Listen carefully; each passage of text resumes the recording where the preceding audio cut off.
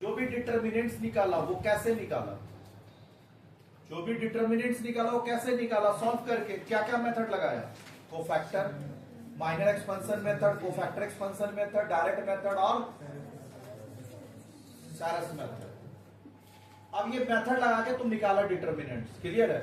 लेकिन अभी हम लोग को बच्चा कोई मेथड नहीं लगाना है, हम लोग को जो डिटर्मिनेंट्स निकालना है, इधर इधर देख, वो बस क्वेश्चन देखेंगे और आंसर बता देंगे। क्वेश्चन देखेंगे और आंसर, आपको मेथड लगाने का दरकार नहीं है, मतलब आपको देख के ही क्वेश्चन, आपको डिटर्मिनेंट्स बताना है कितना होगा। तो इसके लिए हम लोग को प्रॉपर्टीज लर्न करना होगा। प्रॉपर्टीज बोलता है बच्चा कि किसी भी रो या किसी भी कॉलम का, अगर किसी भी एनी रो और एनी कॉलम, एनी रो और एनी कॉलम, किसी भी एक रो या कॉलम का अगर सारा एलिमेंट अगर जीरो होगा तो value of determinants become zero. Clear है बच्चा। तो एक काम करते हैं ना बच्चा, देख लेते हैं प्रूफ करके। a equals to 0 0 0 1 2 4 3 2 5। अब यार ध्यान से दे, क्या होगा 3 इंटू 3। क्लियर हुआ। अब बता इसका आंसर कितना होगा। तो हम तो पहले, और एक चीज याद रखना बच्चा, जब हम लोग डिटर्मिनेंट्स निकालेंगे प्रॉपर्टीज फॉलो करके, तो डिटर्मिनेंट्स को ऐसे नहीं लिखेंगे, इसको ऐसे लिखेंगे, डेल्टा। कैसे लिखेंगे, जब आप डिटर्मिनेंट्स का वैल्यू निकालेंगे थ्रू प्रॉपर्टीज, कैसे थ्रू प्रॉपर्टीज, तो आपको बच्चा डेल्टा सिंबल यूज करना है, ये वाला सिंबल यूज नहीं करना है। दोनों का मीनिंग सेम हुआ। क्लियर हो। तो डिटर्मिनेंट्स कितना होगा, जीरो। सॉल्व करके चेक कर, है कि नहीं जीरो, निकाल लिया, देखिए। क्लियर है। ऊपर हेडिंग डाल देगा प्रॉपर्टीज 1, प्रॉपर्टीज 1। चलिए हो गया। तो अभी प्रॉपर्टीज क्या बोले आप लोग लिख लिए, क्या प्रॉपर्टी बोले, इफ एनी रो और कॉलम, इफ एनी रो और column of the determinant consist zero only, consist zero only, then the value of determinants becomes zero, then the value of determinants becomes zero, then the value of determinants becomes zero। क्या ये याद हुआ। चलिए आगे।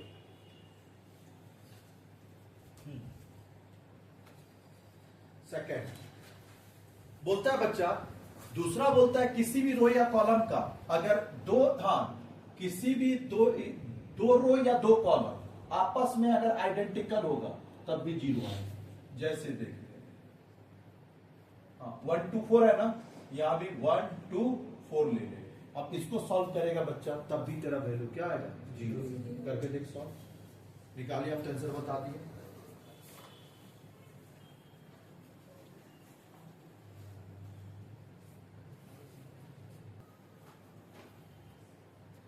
निकला, क्या निकला, zero. पहला बोले एनी रो और column of the determinant consist zero only, then the value of determinant become zero. On है ना।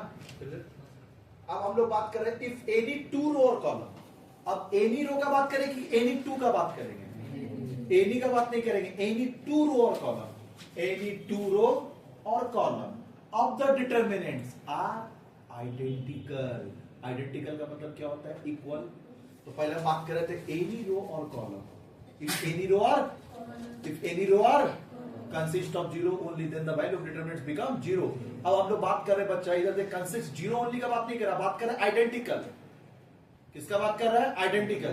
if any two row, if any two row or two column of the determinants are identical, आपस में क्या होगा, बराबर होगा, then the value of determinants becomes zero। क्या ये बात समझ में आया, clear. Then the value of determinants becomes zero. Clear हुआ, लिख लीजिए। कितना निकला वो बता मेरे को आंसर, 140 निकला।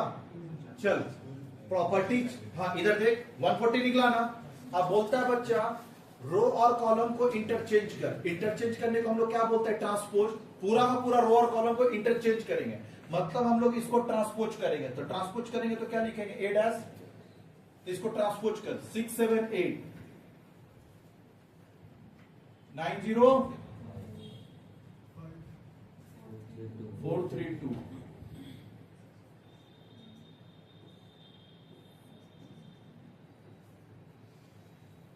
पक्का?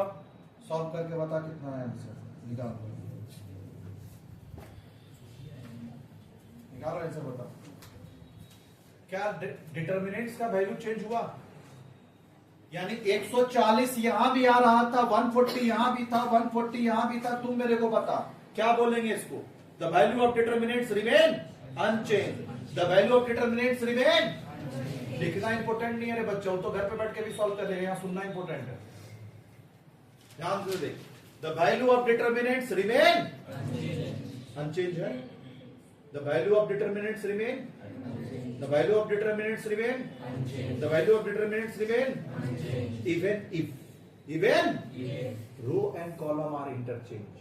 Even if row and column are interchanged. Even if row and column are interchanged. The value of determinants remain unchanged. The value of determinants remain unchanged. The value of determinants remain unchanged. Even if row and column are interchanged. क्या ये बात पूरा याद हुआ? The value of determinants remain unchanged even if row and column are interchanged. देखिए पढ़िए,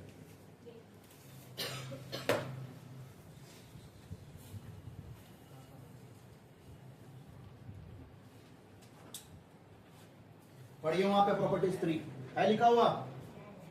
क्या लिखा हुआ देख भाई, सेम है। क्या है? The value of determinants remain unchanged even if its row and column are interchanged. Even if its row and column are interchanged. पक्का? लिखिए कॉपी में प्रॉपर्टीज 3, इसी के नीचे प्रॉपर्टी 3। प्रॉपर्टी 1 क्या था रे? Any row or column of the determinants consists 0 only, then the value of determinants becomes 0. दूसरा था, if any two row or column of the determinants are identical, then the value of determinants क्या होगा? Becomes 0. अभी क्या है? Even if row and column, इधर देख, the value of determinants remain unchanged, even if row and column are interchanged. तीन याद करा दिया, याद हुआ?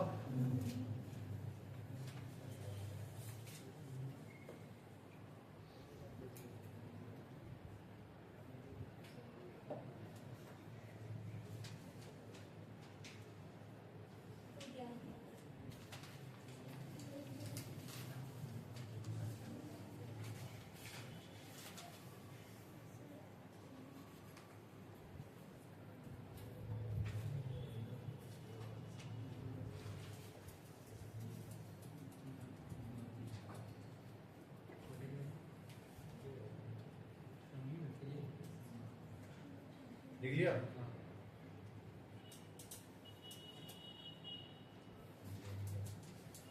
अब सुन ये बच्चे, सारा रो कॉलम को चेंज करना, पूरा चेंज किया ना। इसको इधर देख, इसको ऐसे, इसको ऐसे, इसको ऐसे, पूरा चेंज किया ना। पूरा चेंज करने को ट्रांसपोज बोलते हैं। अब अपने को प्रॉपर्टीज 4 सिखाना है। अब अभी पूरा चेंज नहीं करना है, टोटल में 8 प्रॉपर्टी है। अब पूरा में चेंज नहीं करना है, आपको किसी दो रो और कॉलम को इंटरचेंज करना है। क्या करना है? हाँ, 2 रो और कॉलम को इंटरचेंज करना है। इसका आंसर तो पता है ना, 140 है। तो अब की बार बच्चा इधर देख, हाँ, वापिस से लिख के खाली आंसर लिख ले 140। वो तो तुमको पता है 140 आएगा, तो खाली वापिस से क्वेश्चन लिख के 140 लिख ले। जल्दी कर।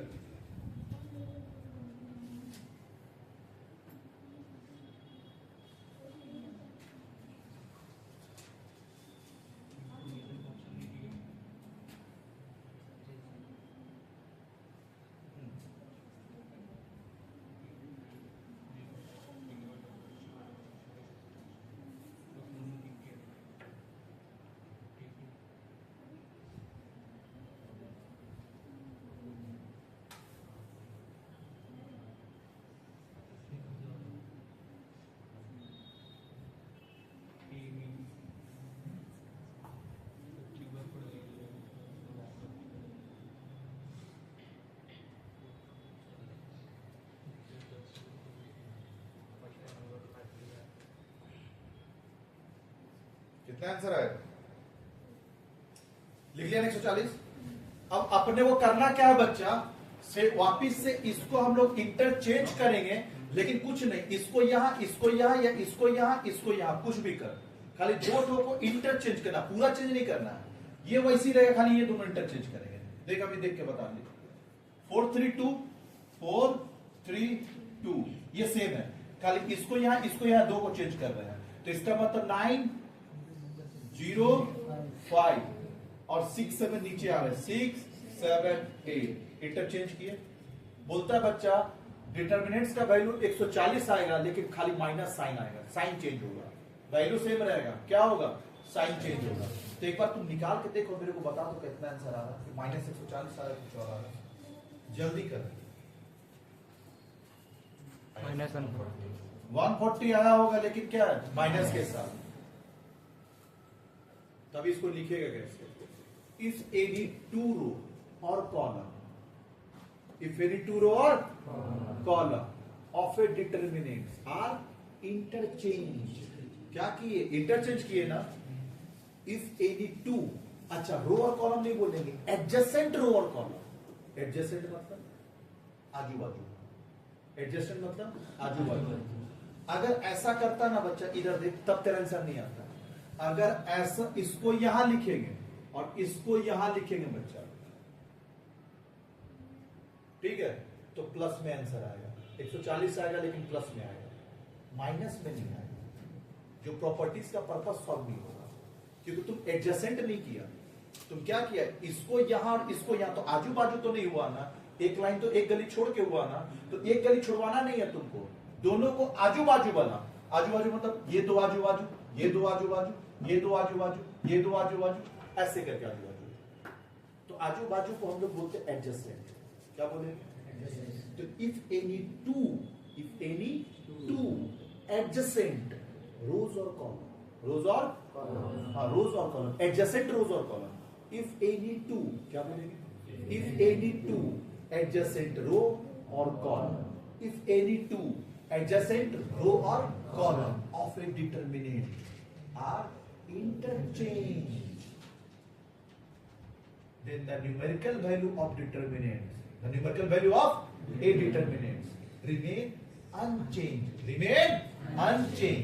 but with opposite sign, but with, एक बार इसको पढ़िए, लंबा डेफिनेशन है, फिर याद करेंगे, पढ़िए। of a determinants समझ आ रहा, कैसे कंपेयर कर रहे हैं, एनी रो और कॉलम, एनी टू रो और column of a determinants consist zero only are identical, देख रहा, consist zero only are identical, then the value of determinants becomes zero, answer दोनों में सेम, पक्का। वापिस हम बोले, ध्यान से सुन, if any row or column, if any two row or column of a determinants